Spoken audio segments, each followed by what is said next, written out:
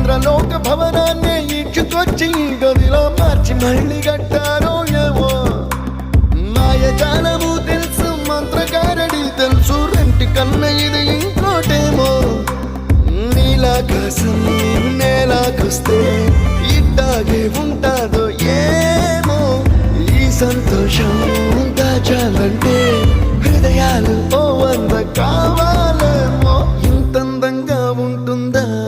ఈ లోకం